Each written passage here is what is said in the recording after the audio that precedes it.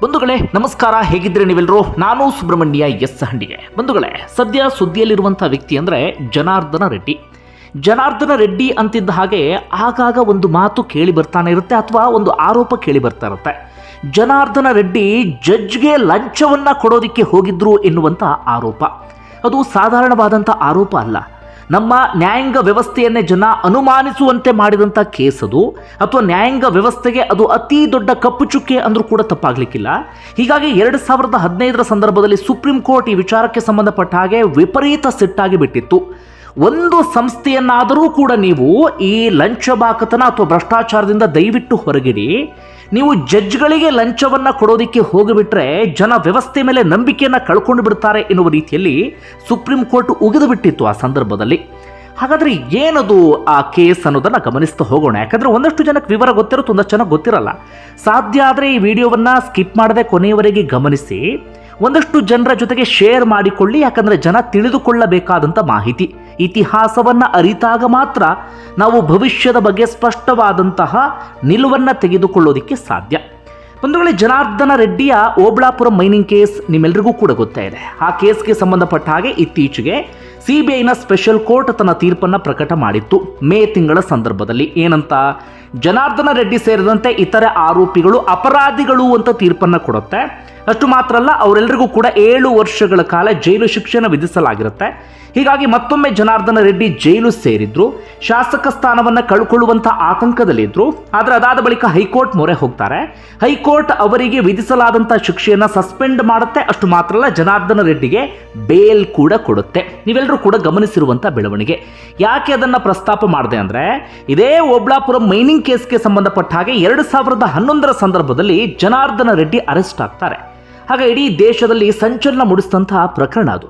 ಜನಾರ್ದನ್ ರೆಡ್ಡಿ ಆಗ ಜೈಲು ಸೇರುವಂಥ ಪರಿಸ್ಥಿತಿ ಎದುರಾಗುತ್ತೆ. ಬಹಳ ಗಂಭೀರವಾದಂಥ ಆರೋಪ ಜನಾರ್ದನ್ ರೆಡ್ಡಿ ವಿರುದ್ಧ ಕೇಳಿಬಂದಿರುತ್ತೆ. ಏನು?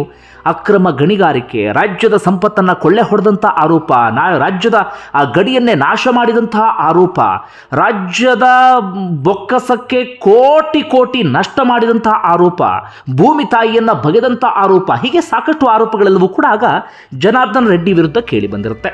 ಜೈಲು ಸೇರ್ತಾ ಇದ್ದ ಹಾಗೆ ಜನಾರ್ದನ್ ರೆಡ್ಡಿ ಏನು ಮಾಡ್ತಾರೆ? ಸಹಜವಾಗಿ ಜಾಮೀನಿಗೋಸ್ಕರ ಅರ್ಜಿಯನ್ನು ಸಲ್ಲಿಸ್ತಾರೆ. ಆದರೆ ಅವರ ಸಾಲು ಸಾಲು ಬೇಲ್ ಪಿಟಿಷನ್ಗಳೆಲ್ಲವೂ ಕೂಡ ರಿಜೆಕ್ಟ್ ಆಗ್ತಾ ಇರುತ್ತೆ. ಅವರಿಗೆ ಬೇಲ್ ಮಾತ್ರ ಸಿಗ್ತಾ ಇರೋದಿಲ್ಲ. ಆಗ ಕೇಳಿ ಬಂದಂಥ ಮೊದಲ ಆರೋಪ ಏನು ಅಂದರೆ, ಯಾವಾಗ ಬೇಲ್ ಸಿಗೋದಿಲ್ವೋ ಆಗ ಜನಾರ್ದನ ರೆಡ್ಡಿ ಸಹೋದರ ಸೋಮಶೇಖರ್ ರೆಡ್ಡಿ, ಹಾಗೆ ಆಗ ಕಂಪ್ಲಿ ಶಾಸಕರಾಗಿದ್ದಂಥ ಸುರೇಶ್ ಬಾಬು ಇಬ್ಬರೂ ಕೂಡ ಜನಾರ್ದನ ರೆಡ್ಡಿಯ ಪರವಾಗಿ ಜಾಮೀನಿಗೋಸ್ಕರ ಲಂಚ ಕೊಡುವಂಥ ಯೋಚನೆಯನ್ನು ಮಾಡ್ತಾರೆ ಅಂತ ಹೇಳಿ. ಅದು ಎಂಥ ಯೋಚನೆ ಅಂದರೆ ಅದು ಸಾಧಾರಣ ಅಲ್ಲ. ದುಡ್ಡಿದೆ ಅಂದ ಮಾತ್ರಕ್ಕೆ ನಾವು ಇಡೀ ನ್ಯಾಯಾಂಗ ವ್ಯವಸ್ಥೆಯನ್ನೇ ಕೊಂಡ್ಕೊಳ್ಳೋಕೆ ಹೋಗಿಬಿಡ್ತೀವಿ ಅಂದರೆ ಮುಂದೊಂದು ದಿನ ವ್ಯವಸ್ಥೆ ಎಲ್ಲಿ ಹೋಗಿ ತಲುಪುತ್ತೋ ಗೊತ್ತಿಲ್ಲ. ಅಂತಹ ಒಂದು ಆಲೋಚನೆ. ಆ ಕಾರಣಕ್ಕಾಗಿ ಸುಪ್ರೀಂ ಕೋರ್ಟ್ ತರಾಟೆಗೆ ತೆಗೆದುಕೊಂಡಿದ್ದು. ಒಟ್ಟಾರೆಯಾಗಿ ಆ ರೀತಿಯಾಗಿ ಯೋಚನೆ ಮಾಡ್ತಾರೆ. ಮೊದಲು ಅವರು ಆಫರ್ ಮಾಡಿದ್ದು ಯಾರಿಗೆ ಅಂದರೆ, ಇದು ಆರೋಪದ ಹಂತದಲ್ಲಿದೆ, ಇನ್ನೂ ಕೂಡ ತೀರ್ಪು ಬರೋದು ಬಾಕಿ ಇದೆ, ಹೀಗಾಗಿ ನಾನು ಆರೋಪ ಎನ್ನುವಂಥ ಪದವನ್ನೇ ಬಳಸಬೇಕಾಗತ್ತೆ. ಯಾರಿಗೆ ಮೊದಲು ಆಫರ್ ಮಾಡ್ತಾರೆ ಅಂದರೆ, ಆಗ CBIನ ಜಡ್ಜ್ ಆಗಿದ್ದಂಥವ್ರು ಯಾರು ಅಂದರೆ, CBI ಕೋರ್ಟ್ನ ಜಡ್ಜ್ ಆಗಿದ್ದವರು ಅಥವಾ ಬೆಂಚ್ನಲ್ಲಿ ಇದ್ದಂಥವರು ನಾಗಮಾರುತಿ ಶರ್ಮಾ ಅಂತೇಳಿ ಬಹಳ ಒಳ್ಳೆ ಹೆಸರನ್ನು ಮಾಡಿದಂಥ ಜಡ್ಜ್ ಅವರು. ಅವರಿಗೆ ಯಾರ ಮೂಲಕವೋ ಸಂಪರ್ಕವನ್ನು ಮಾಡಿ ಬರೋಬ್ಬರಿ 40 ಕೋಟಿ ಆಫರನ್ನು ಮಾಡಲಾಗಿರುತ್ತಂತೆ. ಆದರೆ ನಾಗಮಾರುತಿ ಶರ್ಮಾ ಅವರು ಅದನ್ನು ರಿಜೆಕ್ಟ್ ಮಾಡ್ತಾರೆ. ಇಲ್ಲ ಇಲ್ಲ, ನಾನು ಇಂತಹ ಕೆಲಸವನ್ನು ಮಾಡಲ್ಲ ಅಂತ ಹೇಳಿ. ಇದನ್ನು ನಾನು ಹೇಳ್ತಾ ಇಲ್ಲ, ಸ್ವತಃ ನಾಗಮಾರುತಿ ಶರ್ಮಾ ಅವರೇ ಈ ಪ್ರಕರಣದ ಟ್ರಯಲ್ ನಡೆಯುವ ಸಂದರ್ಭದಲ್ಲಿ 2019ರಲ್ಲಿ ACB ಕೋರ್ಟ್ನಲ್ಲಿ ಸಾಕ್ಷಿಯಾಗಿ ಈ ಹೇಳಿಕೆಯನ್ನು ಕೊಟ್ಟಿದ್ದಾರೆ. ಏನಂತ? ನನಗೆ 40 ಕೋಟಿ ಆಫರನ್ನು ಮಾಡಿದ್ರು ಅಂತ ಹೇಳಿ. ಇದು ಒಂದಾಯ್ತಾ? ಯಾವಾಗ ನಾಗಮಾರುತಿ ಶರ್ಮಾ ಅವರು ಒಪ್ಕೊಳ್ಳಿಲ್ವೋ ಆಗ ಸುಮ್ಮನೆ ಆಗಿಬಿಡ್ತಾರೆ. ಅದಾದ ಬಳಿಕ ಏನಾಗ್ಬಿಡುತ್ತೆ ಅಂದರೆ, ನಾಗಮಾರುತಿ ಶರ್ಮಾ ಅವರು ಬೇರೆ ಕಡೆಗೆ ಶಿಫ್ಟ್ ಆಗ್ತಾರೆ. ಆಗ ಅಲ್ಲಿಗೆ ಜಡ್ಜ್ ಆಗಿ ಬಂದಂಥವರು T. ಪಟ್ಟಾಭಿರಾಮರಾವ್. ಮತ್ತೊಮ್ಮೆ ಹೆಸರನ್ನು ಹೇಳ್ತೀನಿ, T. ಪಟ್ಟಾಭಿರಾಮರಾವ್ ಅಂತ ಅವರ ಹೆಸರು. ಇಂಥವರ ಹೆಸರನ್ನು ನಾವು ಯಾವತ್ತಿಗೂ ಕೂಡ ಮರಿಬಾರ್ದು. ಯಾಕಂದರೆ ನ್ಯಾಯಾಂಗ ವ್ಯವಸ್ಥೆಗೆ ಕಳಂಕವನ್ನು ತಂದಂಥ ವ್ಯಕ್ತಿ. ಒಟ್ಟಾರೆಯಾಗಿ ಆಗ T. ಪಟ್ಟಾಭಿರಾಮರಾವ್ ಅವರು ಬರ್ತಾ ಇದ್ದ ಹಾಗೆ ಸೋಮಶೇಖರ್ ರೆಡ್ಡಿ, ಸುರೇಶ್ ಬಾಬು ಇವರೆಲ್ಲರೂ ಕೂಡ ಮತ್ತೊಮ್ಮೆ ಆಕ್ಟಿವ್ ಆಗ್ತಾರೆ. ಆಗ ಈ ಜಡ್ಜನ್ನು ಸಂಪರ್ಕ ಮಾಡಬೇಕಲ್ಲ, ಆಗ ಇವರು ಯಾವ ಮೂಲಕ ಹೋದರು ಅಂತಂದರೆ, ಇವೆಲ್ಲವೂ ಕೂಡ ACB ಅಧಿಕಾರಿಗಳೇ ಆರೋಪವನ್ನು ಮಾಡಿದಂಥ ಸಂಗತಿ. ಯಾದಗಿರಿ ರಾವ್ ಅಂತ ಹೇಳಿ ಓರ್ವ ಖೈದಿ ಇರ್ತಾನೆ. ಆತ ರೌಡಿ ಶೀಟರ್ ಕೂಡ ಹೌದು, ಹಾಗೆ ಉದ್ಯಮಿ ಕೂಡ ಆಗಿರ್ತಾನೆ. ಆತನ ಮೂಲಕವಾಗಿ ಅವರು ಏನು ಮಾಡಿಬಿಡ್ತಾರೆ, ಇಬ್ಬರು ಜಡ್ಜ್ಗಳನ್ನು ಮೊದಲಿಗೆ ಸಂಪರ್ಕ ಮಾಡ್ತಾರೆ. ಯಾರು? ಕೆ ಲಕ್ಷ್ಮೀ ನರಸಿಂಹರಾವ್ ಅಂತ ಹೇಳಿ ಸಿಟಿ ಸ್ಮಾಲ್ ಕಾಸಸ್ ಕೋರ್ಟ್ನ ಚೀಫ್ ಜಡ್ಜ್ ಆಗಿರ್ತಾರೆ. ಈ ಪ್ರಕರಣಕ್ಕೆ ಸಂಬಂಧಪಟ್ಟ ಹಾಗೆ ಅವರು ಕೂಡ ಅರೆಸ್ಟ್ ಆಗಿರ್ತಾರೆ. ಹಾಗೆ ಡಿ ಪ್ರಭಾಕರ್ ರಾವ್ ಅಂತ ಹೇಳಿ ಡಿಸ್ಟ್ರಿಕ್ಟ್ ಅಂಡ್ ಸೆಷನ್ ಕೋರ್ಟ್ನ ಜಡ್ಜ್ ಆಗಿರ್ತಾರೆ. ಅವರು ಕೂಡ ಈ ಪ್ರಕರಣಕ್ಕೆ ಸಂಬಂಧಪಟ್ಟ ಹಾಗೆ ಅರೆಸ್ಟ್ ಆಗಿರ್ತಾರೆ. ಆದರೆ 2016ರಲ್ಲಿ ಅನುಮಾನಾಸ್ಪದ ರೀತಿಯಲ್ಲಿ ಸಾವನ್ನಪ್ತಾರೆ. ಈ ಪ್ರಕರಣಕ್ಕೆ ಸಂಬಂಧಪಟ್ಟ ಹಾಗೆ ಕೋ ಅಕ್ಯೂಸ್ಡ್ ಅವರು, ಹಾಗೆ ಬಹಳ ಪ್ರಮುಖವಾಗಿ ಬೇಕಾಗಿದ್ದಂಥ ವ್ಯಕ್ತಿ, ಆದರೆ ಇದ್ದಕ್ಕಿದ್ದ ಹಾಗೆ 2016ರಲ್ಲಿ ಸಾವನ್ನಪ್ಪಿ ಬಿಡ್ತಾರೆ. ಅಂದರೆ ಈ ಕೇಸ್ನಲ್ಲಿ ಕೇವಲ ಓರ್ವ ಜಡ್ಜ್ ಹೆಸರು ಮಾತ್ರ ಕೇಳಿ ಬಂದಿದ್ದಲ್ಲ, 3 ಸಿಟ್ಟಿಂಗ್ ಜಡ್ಜ್ಗಳು ಹಾಗೆ ಓರ್ವ ರಿಟೈರ್ಡ್ ಜಡ್ಜ್ ಹೆಸರು ಕೂಡ ಕೇಳಿ ಬಂದಿತ್ತು. ಒಟ್ಟಾರೆಯಾಗಿ ಈ ಇಬ್ಬರು ಜಡ್ಜ್ಗಳನ್ನು ಯಾದಗಿರಿ ರಾವ್ ಸಂಪರ್ಕವನ್ನು ಮಾಡ್ತಾರೆ, ಪಟ್ಟಾಭಿರಾಮ್ ಅವರನ್ನ ಸಂಪರ್ಕಿಸಬೇಕು ಅಂತ ಹೇಳಿ. ಈ ಇಬ್ಬರು ಜಡ್ಜ್ ಹೋಗಿ ಪಟ್ಟಾಭಿರಾಮ್ ರಾವ್ ಅವರ ಬರೀ ಈ ವಿಚಾರವನ್ನು ಮುಂದಿಟ್ಟ ಸಂದರ್ಭದಲ್ಲಿ ಪಟ್ಟಾಭಿರಾಮ್ ರಾವ್ ಒಪ್ಕೊಳ್ಳೋದಿಲ್ಲ ಅಂತೆ, ಅಥವಾ ಇಂಥದ್ದೊಂದು ಆಫರ್ ಬಂದಿದೆ ಅನ್ನೋದನ್ನು ಕೂಡ ಅವರು ನಂಬಲಿಲ್ವಂತೆ. ಆಗ ಏನು ಮಾಡ್ತಾರೆ ಅಂದರೆ, ಈ ಪಟ್ಟಾಭಿರಾಮ ರಾವ್ ಅವರಿಗೆ TV ಚಲಪತಿ ರಾವ್ ಅಂತ ಹೇಳಿ ಓರ್ವ ಆತ್ಮೀಯ ವ್ಯಕ್ತಿ ಇರ್ತಾರೆ. ಹೀಗಾಗಿ TV ಚಲಪತಿ ರಾವ್ ಅವ್ರನ್ನ ಸಂಪರ್ಕಿಸಲಾಗುತ್ತೆ. ಅವರು retired judge TV Chalapathi Rao ಅವರನ್ನ ಸಂಪರ್ಕಿಸಲಾಗುತ್ತೆ. ಹಾಗೆ ಪಟ್ಟಾಭಿರಾಮ ರಾವ್ ಅವರ ಮಗನನ್ನು ಕೂಡ ಸಂಪರ್ಕ ಮಾಡಲಾಗುತ್ತೆ.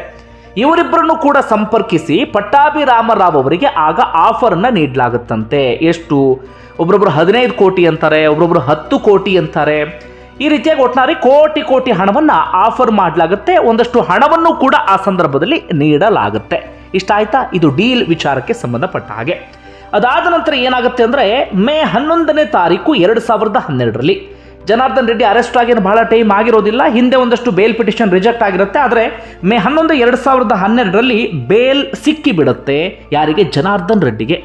ತುಂಬ ಗಂಭೀರವಾದಂಥ ಪ್ರಕರಣದಲ್ಲಿ ಬೇಲ್ ಸಿಗ್ತಾ ಇದ್ದ ಹಾಗೆ ಸಹಜವಾಗಿ CBI ಅಧಿಕಾರಿಗಳು ಶಾಕ್ ಆಗ್ತಾರೆ. ಅವ್ರು ಬಹಳ ಕಷ್ಟಪಟ್ಟು ಅರೆಸ್ಟ್ ಮಾಡಿದ್ರು, ಪ್ರಕರಣಕ್ಕೆ ಸಂಬಂಧಪಟ್ಟ ಹಾಗೆ ಬಹಳ ಮುತುವರ್ಜಿಯನ್ನು ವಹಿಸ್ತಾ ಇದ್ರು CBI ಅಧಿಕಾರಿಗಳು. ಇದ್ದಕ್ಕಿದ್ದ ಹಾಗೆ ಜಡ್ಜ್ ಬೇಲ್ ಕೊಟ್ಬಿಟ್ರೆ CBI ಅಧಿಕಾರಿಗಳಿಗೆ ಶಾಕ್ ಆಗದೆ ಇರುತ್ತಾ? ಅವ್ರಿಗೆ ಸಹಜವಾಗಿ ಶಾಕ್ ಆಗುತ್ತೆ. CBI ಅಧಿಕಾರಿಗಳು ಈ ಕೇಸನ್ನು ತುಂಬ ಕ್ಲೋಸ್ ಆಗಿ ಮಾನಿಟರ್ ಮಾಡ್ತಿರ್ತಾರೆ. ಆಗ ಅವರಿಗೆ ಇಲ್ಲೇನೋ ಬೇರೆ ಆಗಿದೆ ಅನ್ನುವಂಥ ಒಂದು ಸುಳಿವು ಸಿಗುತ್ತೆ, ಅಥವಾ ಬೇರೆ ಏನೋ ಅನ್ಸೋದಿಕ್ಕೆ ಶುರುವಾಗುತ್ತೆ, ಇಲ್ಲಿ ಏನೋ ಬೇರೆ ಡೀಲ್ ನಡೆದಿರುವಂಥ ಸಾಧ್ಯತೆ ಇದೆ ಅಂತ. ಅವರಿಗೆ ಮೊದಲು ಅನುಮಾನ ಬಂದಿದ್ದು ಯಾಕೆ ಅಂದರೆ, ತುಂಬ ಗಂಭೀರವಾದ ಪ್ರಕರಣದಲ್ಲಿ ಬೇಲ್ ಹೇಗೆ ಸಿಕ್ತು ಅನ್ನೋದು ಒಂದು. ಹಿಂದಿನ ಜಡ್ಜ್ಗಳು ಸರಿಯಾದಂಥ ಕಠಿಣ ಕಾರಣವನ್ನು ಕೊಟ್ಟು ಬೇಲ್ ರಿಜೆಕ್ಟ್ ಮಾಡಿದ್ರು, ಆದರೆ ಇವರು ಮಾತ್ರ ಬೇಲನ್ನು ಗ್ರಾಂಟ್ ಮಾಡಿದ್ರು. ಹಾಗೆ ಇನ್ನೊಂದು ಡೌಟ್ ಏನು ಬಂತು ಅಂದರೆ, ಈ ಪ್ರಕರಣಕ್ಕೆ ಸಂಬಂಧಪಟ್ಟ ಹಾಗೆ ಜನಾರ್ದನ್ ರೆಡ್ಡಿಗೆ ಬೇಲ್ ಸಿಕ್ಕಿರುತ್ತೆ, ಆದರೆ ಇವರ ಕೋ ಅಕ್ಯೂಸ್ ಆಗಿದ್ದಂಥ IAS ಅಧಿಕಾರಿ ಶ್ರೀಲಕ್ಷ್ಮಿ ಅವರಿಗೆ ಬೇಲ್ ಸಿಕ್ಕಿರೋದಿಲ್ಲ. ಸೇಮ್ ಕೇಸ್, ಆದರೆ ಅವ್ರಿಗೆ ಬೇಲ್ ಸಿಕ್ಕಿರೋದಿಲ್ಲ. ಹೀಗಾಗಿ ಅದೊಂದು CBI ಅಧಿಕಾರಿಗಳಿಗೆ ಡೌಟ್ ಬರೋದಕ್ಕೆ ಮತ್ತೊಂದು ಕಾರಣ ಆಗಿಬಿಡುತ್ತೆ.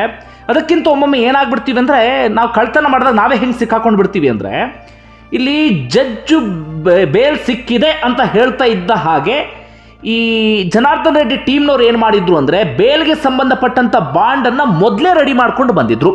ಅಂದರೆ ಇಂತಿಷ್ಟು ಅಮೌಂಟ್ ಕಟ್ಟಿ ಅಂತಾರೆ, ಒಂದಿಬ್ಬರು ಶ್ಯೂರಿಟಿ ಕೇಳ್ತಾರೆ, ಇಂಥದ್ದೆಲ್ಲ ಮಾಡ್ತಾರಲ್ಲ. ಜಡ್ಜ್ ಏನೇನು ಹೇಳಿದ್ರೋ, ಬೇಲ್ ಕೊಡೋ ಸಂದರ್ಭದಲ್ಲಿ ಏನೇನು ಹೇಳಿದ್ರೋ, ಅವ್ರು ಹೇಳೋಕ್ಕೂ ಮುಂಚೆನೇ ಅದೆಲ್ಲವನ್ನು ಕೂಡ ರೆಡಿ ಮಾಡ್ಕೊಂಡು ಬಂದು ಕೋರ್ಟ್ ಮುಂದೆ ಇಟ್ಟುಬಿಟ್ಟಿದ್ರು. ಒಮ್ಮೊಮ್ಮೆ ಹಿಂಗೆ ಸಿಕ್ಕಾಕೊಂಡು ಬಿಡೋದು. ಆಗ CBI ಅಧಿಕಾರಿಗಳು ಇದಕ್ಕೆ ಸಂಬಂಧಪಟ್ಟ ಹಾಗೆ ನೀಟಾದಂಥ ಕ್ಲಾರಿಟಿ ಸಿಕ್ಕಿಬಿಡುತ್ತೆ. CBI ಅಧಿಕಾರಿಗಳು ಈ ವಿಚಾರವನ್ನು ಹೈಕೋರ್ಟ್ ಗಮನಕ್ಕೂ ಕೂಡ ತರ್ತಾರೆ. ಹಾಗೆ ACB ಅಧಿಕಾರಿಗಳಿಗೂ ಕೂಡ ಮನವಿಯನ್ನು ಮಾಡ್ಕೊಳ್ತಾರೆ. ಯಾಕಂದರೆ CBIನ ಅಂದರೆ ಅವ್ರದ್ದು ಇಷ್ಟೇ ಮಾತ್ರ ವ್ಯಾಪ್ತಿ ಅಂತಿರುತ್ತೆ. ಹೀಗಾಗಿ ಇದರಲ್ಲಿ ACBಯನ್ನು ಕೂಡ, ಆಗ ಆ್ಯಂಟಿ ಕರಪ್ಷನ್ ಬ್ಯೂರೋ ತುಂಬ ಆಕ್ಟಿವ್ ಆಗಿತ್ತು, ಅವರನ್ನು ಕೂಡ ಇದರಲ್ಲಿ ಇನ್ಕ್ಲೂಡ್ ಮಾಡ್ಕೊಳ್ತಾರೆ. ಒಟ್ಟಾರೆಯಾಗಿ ಇದಕ್ಕೆ ಸಂಬಂಧಪಟ್ಟ ಹಾಗೆ ತನಿಖೆಯನ್ನು ಆರಂಭಿಸಿ ಬಿಡ್ತಾರೆ. ಆಗ CBI ಅಧಿಕಾರಿಗಳು ಹಾಗೆ ACB ಅಧಿಕಾರಿಗಳು ಪಟ್ಟಾಭಿರಾಮರಾವ್ ವಿರುದ್ಧವೇ ಆರೋಪವನ್ನು ಹೊರಿಸ್ತಾರೆ. ಅವರು ಬೇಲನ್ನು ಕೊಡೋದಿಕ್ಕೆ ಹಣವನ್ನು ಪಡೆದಿದ್ದಾರೆ ಎನ್ನುವಂಥ ಆರೋಪ. ಅದರ ಆಧಾರದ ಮೇಲೆ ರೇಡ್ ಕೂಡ ಮಾಡ್ತಾರೆ. ರೇಡ್ ಮಾಡಿದ ಸಂದರ್ಭದಲ್ಲಿ ACB ಅಧಿಕಾರಿಗಳಿಗೆ ಇದೇ ಜಡ್ಜ್ ಮಗನ ಬ್ಯಾಂಕ್ ಲಾಕರ್ನಲ್ಲಿ 1,60,00,000 ಹಣ ಸಿಗುತ್ತೆ. ಅಷ್ಟು ಮಾತ್ರ ಅಲ್ಲ, ರಿಟೈರ್ಡ್ ಜಡ್ಜ್ ಚಲಪತಿ ರಾವ್ ಅಣ್ಣನ ಮಗನ ಲಾಕರ್ನಲ್ಲಿ 1,14,00,000 ಕ್ಯಾಶ್ ಸಿಗುತ್ತೆ. ಹಾಗೆ ಇದರಲ್ಲಿ ಮಿಡಲ್ ಮ್ಯಾನ್ ಆಗಿ ಕೆಲಸವನ್ನು ಮಾಡಿದಂಥ ಯಾದಗಿರಿ ರಾವ್, ಆತ ಹಣವನ್ನು ಹಂಚಿದ್ನಂತೆ ಬೇರೆಯವರಿಗೆ, 10 ಕೋಟಿಯಷ್ಟು ಹಣವನ್ನು ಹಂಚಿದ್ನಂತೆ. ಹಾಗೆ ಒಂದಷ್ಟು ಹಣವನ್ನು ತೆಗೆದುಕೊಂಡು ಹೋಗಿ ಮನೆಯ ಸಜ್ಜಿಯಲ್ಲಿ ಇಟ್ಟಿರ್ತಾನೆ, ಆ ಹಣವನ್ನು ಕೂಡ ರಿಕವರಿ ಮಾಡಿಕೊಳ್ತಾರೆ. ಈ ರೀತಿಯಾಗಿ ACB ಅಧಿಕಾರಿಗಳು ಹಾಗೆ CBI ಅಧಿಕಾರಿಗಳು ಈ ಪ್ರಕರಣವನ್ನು ಮೊದಲ ಹಂತದಲ್ಲಿ ಬೇಟೆಯಾಡುವಲ್ಲಿ ಯಶಸ್ವಿ ಆಗ್ತಾರೆ. ಇದು ಆಗ್ತಾ ಇದ್ದ ಹಾಗೆ CBI ರಿಪೋರ್ಟ್ನ ಆಧಾರದ ಮೇಲೆ 2012 ಮೇ 31ನೇ ತಾರೀಕು ಆಂಧ್ರ ಪ್ರದೇಶ ಹೈಕೋರ್ಟ್ ಪಟ್ಟಾಭಿರಾಮರಾವ್ ಅವರನ್ನು ಸಸ್ಪೆಂಡ್ ಮಾಡಿಬಿಡುತ್ತೆ. ನ್ಯಾಯಾಂಗ ವ್ಯವಸ್ಥೆಗೆ ಕಳಂಕ ತಂದುಬಿಟ್ರೆ, ಕಪ್ಪು ಚುಕ್ಕಿಯನ್ನು ಇಟ್ಟುಬಿಟ್ರಿ ಎನ್ನುವ ರೀತಿಯಲ್ಲಿ ಜನ ಹೇಗೆ ನಮ್ಮ ನಂಬಬೇಕು ಎನ್ನುವ ರೀತಿಯಲ್ಲಿ ಸಸ್ಪೆಂಡನ್ನು ಮಾಡಿಬಿಡುತ್ತೆ. ಜೂನ್ 19ನೇ ತಾರೀಕು ACB ಅಧಿಕಾರಿಗಳು ಅವರನ್ನು ಅರೆಸ್ಟ್ ಮಾಡಿ, ಜಡ್ಜನ್ನೇ ಅರೆಸ್ಟ್ ಮಾಡಿ ಚೀರ್ಲಪಲ್ಲಿ ಸೆಂಟ್ರಲ್ ಜೈಲಿಗೆ ಅವರನ್ನು ಕಳುಹಿಸಿ ಕೊಟ್ಬಿಡ್ತಾರೆ. ಆ ಸಂದರ್ಭದಲ್ಲಿ ಜಡ್ಜ್ ಅರೆಸ್ಟ್ ಆಗ್ತಾರೆ, ಅವ್ರ ಮಗ ಅರೆಸ್ಟ್ ಆಗ್ತಾರೆ, ಹಾಗೆ ಇನ್ನಿಬ್ಬರು ಡಿಸ್ಟ್ರಿಕ್ಟ್ ಕೋರ್ಟ್ಗಳ ಜಡ್ಜ್ ಅರೆಸ್ಟ್ ಆಗ್ತಾರೆ, ರಿಟೈರ್ಡ್ ಜಡ್ಜ್ ಒಬ್ಬರು ಅರೆಸ್ಟ್ ಆಗ್ತಾರೆ, ಸೋಮಶೇಖರ್ ರೆಡ್ಡಿ ಅರೆಸ್ಟ್ ಆಗ್ತಾರೆ, ಸುರೇಶ್ ಬಾಬು ಅರೆಸ್ಟ್ ಆಗ್ತಾರೆ, ಯಾದಗಿರಿ ರಾವ್ ಅರೆಸ್ಟ್ ಆಗ್ತಾರೆ. ಪ್ರಕರಣ ಸಂಬಂಧಪಟ್ಟಾಗ 7-8 ಮಂದಿ ಆ ಸಂದರ್ಭದಲ್ಲಿ ಅರೆಸ್ಟ್ ಆಗಿ ಎಲ್ಲರೂ ಕೂಡ ಜೈಲು ಸೇರ್ತಾರೆ. ಜೈಲು ಸೇರಿ ಸ್ವಲ್ಪ ದಿನ ಆದ ಬಳಿಕ ಅವರೆಲ್ಲರಿಗೂ ಕೂಡ ಹಂತವಾಗಿ ಬೇಲ್ ಸಿಕ್ಕಿ ಹೊರಗಡೆ ಬರ್ತಾರೆ. ಟಿ ಪಟ್ಟಾಭಿರಾಮರಾವ್ ಸ್ವತಃ ಜಡ್ಜ್ ಬೇಲ್ ತಗೊಳ್ಳೋಕೆ ಒದ್ದಾಡುವಂಥ ಪರಿಸ್ಥಿತಿ ಎದುರಾಯಿತು. ಒಂದು 2-3 ಬಾರಿ ಬೇಲ್ ರಿಜೆಕ್ಟ್ ಆದ ಬಳಿಕ ಅಂತಿಮವಾಗಿ ಅವರಿಗೆ ಬೇಲ್ ಸಿಗುತ್ತೆ. ಇತ್ತ ಜನಾರ್ದನ ರೆಡ್ಡಿಗೆ ಬೇಲನ್ನು ನೀಡಲಾಗಿತ್ತಲ್ಲ, ಆ ಬೇಲನ್ನು ಹೈಕೋರ್ಟ್ ರದ್ದುಗೊಳಿಸುತ್ತೆ. ಇದರ ಪರಿಣಾಮವಾಗಿ ಇನ್ನೂ ಒಂದಷ್ಟು ವರ್ಷಗಳ ಕಾಲ ಜನಾರ್ದನ್ ರೆಡ್ಡಿ ಜೈಲಿನಲ್ಲಿ ಕಾಲ ಕಳೆಯುವಂತಾಗುತ್ತೆ. ಕೊನೆಯದಾಗ ಅವರಿಗೆ ಬೇಲ್ ಸಿಕ್ಕಿದ್ದು 2015ರ ಸಂದರ್ಭದಲ್ಲಿ. ಇದು ಆದಂತಹ ಪ್ರಕರಣ ಇದು. ಅದಾದ ಬಳಿಕ ಮುಂದೆ ಏನಾಯಿತು ಅಂತ ಗಮನಿಸ್ತು ಹೋಗೋದಾದ್ರೆ, ನಾನು ಆರಂಭದಲ್ಲಿ ಪ್ರಸ್ತಾಪ ಮಾಡಿದ ಹಾಗೆ 2016ರಲ್ಲಿ ಈ ಪ್ರಕರಣದ ಓರ್ವ ಆರೋಪಿ ಜಡ್ಜ್ ಆಗಿದ್ದಂಥ ಪ್ರಭಾಕರ್ ರಾವ್ ಅವರನ್ನು ಕೂಡ ಸಸ್ಪೆಂಡ್ ಮಾಡಲಾಗಿತ್ತು ಕೋರ್ಟ್ನಿಂದ. ಅವರು ಸಾವನ್ನಪ್ಪಿ ಬಿಡ್ತಾರೆ. 2016 ಸಂದರ್ಭದಲ್ಲಿ ಅನುಮಾನಾಸ್ಪದ ರೀತಿಯಲ್ಲಿ ಸಾವನ್ನಪ್ಪಿ ಬಿಡ್ತಾರೆ. ಇಷ್ಟ ಆಗಿತ್ತಾ? ಅಂತಿಮವಾಗಿ ಈಗ ಎಲ್ಲಿವರೆಗೆ ಬಂತು ಅಂತ ನೋಡ್ತಾ ಹೋಗೋದಾದ್ರೆ, 2019ರ ಸಂದರ್ಭದಲ್ಲಿ ಈ ಕೇಸ್ ಮತ್ತೊಮ್ಮೆ ವಿಪರೀತವಾಗಿ ಸದ್ದು ಮಾಡಿತ್ತು. ನಾನು ಆರಂಭದಲ್ಲಿ ಪ್ರಸ್ತಾಪ ಮಾಡಿದ್ನಲ್ಲ, ಜಡ್ಜ್ ಆಗಿರುವಂಥ ನಾಗಮಾರುತಿ ಶರ್ಮಾ ಅವರು ಆಗ ಬಹಳ ಸ್ಪಷ್ಟವಾಗಿ ಕೋರ್ಟ್ನಲ್ಲಿ ಸಾಕ್ಷಿಯನ್ನು ನುಡಿತಾರೆ. ನನಗೂ ಕೂಡ 40 ಕೋಟಿ ಆಫರನ್ನು ಮಾಡಲಾಗಿತ್ತು, ನಾನು ರಿಜೆಕ್ಟ್ ಮಾಡಿದೆ. ನಾನು ರಿಜೆಕ್ಟ್ ಮಾಡಿದ ಕಾರಣಕ್ಕಾಗಿ ಪಟ್ಟಾಭಿರಾಮರಾವ್ ಅವರಿಗೆ ಆಫರನ್ನು ಮಾಡಲಾಯಿತು, ಅವರು ಈ ಪ್ರಕರಣದಲ್ಲಿ ಸಿಕ್ಕಾಕೊಂಡ್ರು ಎನ್ನುವ ರೀತಿಯಲ್ಲಿ ಅವರು ಸಾಕ್ಷಿಯನ್ನು ನುಡಿದಿದ್ರು. ಅಂತಿಮವಾಗಿ ಇದು ಟ್ರಯಲ್ ತುಂಬ ಸ್ಲೋ ಆಗಿ ಹೋಗ್ತಾ ಇದೆ. 2012ರ ಕೇಸ್ ಇದು, ಈಗ 2026ಕ್ಕೆ ಬಂದಿದ್ದೀವಲ್ಲ, ಈಗಲೂ ಕೂಡ ಅದು ಟ್ರಯಲ್ ತುಂಬ ಸ್ಲೋ ಆಗಿ ಮೂವ್ ಆಗ್ತಾ ಇದೆ. ಸ್ಪೆಷಲ್ ಕೋರ್ಟ್, ACB ಸ್ಪೆಷಲ್ ಕೋರ್ಟ್ನಲ್ಲಿ ಟ್ರಯಲ್ ನಡೀತಾನೆ ಇದೆ. ಎಲ್ಲ ಆರೋಪಿಗಳು ಕೂಡ ಸದ್ಯಕ್ಕೆ ಈ ವಿಚಾರದಲ್ಲಿ ಬೇಲ್ ಮೇಲೆ ಇದ್ದಾರೆ, ಅಂದರೆ ಜಾಮೀನಿನ ಮೇಲೆ ಅವರೆಲ್ಲರೂ ಕೂಡ ಹೊರಗಡೆ ಇದ್ದಾರೆ. ಮುಂದಿದ್ದು ಎಲ್ಲಿವರೆಗೆ ಹೋಗಿ ತಲುಪುತ್ತೇನೋ ಕಾದು ನೋಡಬೇಕಾಗಿದೆ. ಏನಾಗುತ್ತೋ ಗೊತ್ತಿಲ್ಲ. ತುಂಬ ವರ್ಷಗಳ ಕೇಸ್ ಆಗಿರುವಂತಹ ಕಾರಣಕ್ಕಾಗಿ ಆಗ CBI ವಿಚಾರದಲ್ಲಿ ತುಂಬ ಆಸಕ್ತಿಯನ್ನು ತೋರಿತ್ತು. ಈಗಲೂ ಕೂಡ CBIಗೆ ಅದೇ ಆಸಕ್ತಿ ಇದೆಯೋ ಇಲ್ವೋ ಗೊತ್ತಿಲ್ಲ. ಇನ್ನು ಈ ಪ್ರಕರಣದ ಪ್ರಮುಖ ಸಾಕ್ಷಿಗಳು ಏನೇನು ಅಂತ ಗಮನಿಸ್ತಾ ಹೋಗೋದಾದರೆ, ಒಂದು, ಹಣವನ್ನು ರಿಕವರಿ ಮಾಡಿಕೊಳ್ಳಲಾಗಿತ್ತು. ಜಡ್ಜ್ ಮನೆ ಅಂದರೆ ಲಾಕರ್ನಲ್ಲಿ 1,60,00,000, ಇನ್ನೊಬ್ಬರ ಮನೆಯಲ್ಲಿ 1,14,00,000, ಇನ್ನೊಬ್ಬರ ಮನೆಯಲ್ಲಿ 9 ಕೋಟಿಯಷ್ಟು ಹಣವನ್ನು ಮಾಡ್ಕೊಳ್ಳಲಾಗಿತ್ತು ಒಂದು. ಮತ್ತೊಂದು, ACB ಅಧಿಕಾರಿಗಳು ಹೇಳಿದ್ದೇನಪ್ಪ ಅಂದರೆ ಸ್ಪಷ್ಟವಾಗಿ ಜಡ್ಜ್ ಆಗಿರುವಂಥ ಪಟ್ಟಾಭಿರಾಮರಾವ್ ಅವರು ಒಪ್ಕೊಂಡಿದ್ರು ಇದನ್ನು ಅಂತೇಳಿ. 10 ಕೋಟಿಗೆ ಡೀಲ್ ಮಾಡ್ಕೊಂಡಿದ್ವಿ, 5 ಕೋಟಿ ಪರ್ಸನಲ್ ಆಗಿ ನನಗೆ ಬೇಕು, ಉಳಿದಿದ್ದು ಬೇರೆಯವರಿಗೆ ಹಂಚ್ತೀವಿ ಎನ್ನುವ ರೀತಿಯಲ್ಲಿ ಒಪ್ಕೊಂಡಿದ್ರು ಎನ್ನುವ ರೀತಿಯಲ್ಲಿ. ಮತ್ತೊಂದು ಪ್ರಮುಖ ಸಾಕ್ಷಿ ಅಂದರೆ ಜಡ್ಜ್ ಒಬ್ಬರು ಸಾಕ್ಷಿ ನೋಡಿದ್ರಲ್ಲ, ನನಗೆ 40 ಕೋಟಿ ಆಫರ್ ಮಾಡಿದ್ರು ಅಂತ. ಇದೆಲ್ಲವೂ ಕೂಡ ಇದು ಆದಂಥ ಕೇಸ್. ನಿಮ್ಗೆ ಅರ್ಥ ಆಯಿತು ಅಂದ್ಕೊಳ್ತೀನಿ. ಜನಾರ್ದನ ರೆಡ್ಡಿಯ ಈ ಬೇಲ್ಗೋಸ್ಕರ ಲಂಚ ಪ್ರಕರಣದ ವಿಚಾರ ವಿಪರೀತ ಸದ್ದು ಮಾಡ್ತಿರುತ್ತೆ. ನಿಮ್ಮಲ್ಲಿ ಒಂದಷ್ಟು ಜನ ಗೊತ್ತಿರುತ್ತೆ, ಒಂದಷ್ಟು ಜನ ಗೊತ್ತಿರಲ್ಲ. ಆ ಕಾರಣಕ್ಕಾಗಿ ಈ ಮಾಹಿತಿಯನ್ನು ನಿಮ್ಮ ಮುಂದೆ ಇಟ್ಟೆ. ಒಟ್ಟಾರೆಯಾಗಿ ಈಗೆಲ್ಲ ಒಂದಷ್ಟು ಜನ ಮುಖವಾಡ ಹಾಕೊಂಡು ಓಡಾಡ್ತಿರ್ತಾರೆ, ನಾವು ಶುದ್ಧರು, ನಾವು ಪರಿಶುದ್ಧರು ಎನ್ನುವ ರೀತಿಯಲ್ಲಿ. ಆದರೆ ಇಂಥದ್ದೆಲ್ಲವನ್ನು ಕೂಡ ಕೇಳಿದಾಗ ನಮ್ಮ ವ್ಯವಸ್ಥೆ ಬಗ್ಗೆ ಅಸಹ್ಯ ಹುಟ್ಟುಬಿಡುತ್ತೆ. ಎಂಥ ದರಿದ್ರ ವ್ಯವಸ್ಥೆಯಲ್ಲಿ ನಾವೆಲ್ಲರೂ ಕೂಡ ಬಾಳ್ತಾ ಇದ್ದೀವಿ ಅಂತ. ದುಡ್ಡಿದ್ದು ಬಿಟ್ಟರೆ ಏನು ಬೇಕಾದರೂ ಮಾಡಬಹುದು ಎನ್ನುವಂಥ ಮನಸ್ಥಿತಿ. ಅದು ಕೂಡ ಇವರೆಲ್ಲರೂ ದುಡ್ಡು ಸಂಪಾದನೆ ಮಾಡಿದ್ದು ಹೇಗೆ? ಕೊಳ್ಳೆ ಹೊಡೆದು ಸಂಪಾದನೆ ಮಾಡಿದ್ದು. ಏನಿಸ್ತೀರಿ? ಕಮೆಂಟ್ ಬಾಕ್ಸಲ್ಲಿ ಮೆನ್ಷನ್ ಮಾಡಿ. Thank you.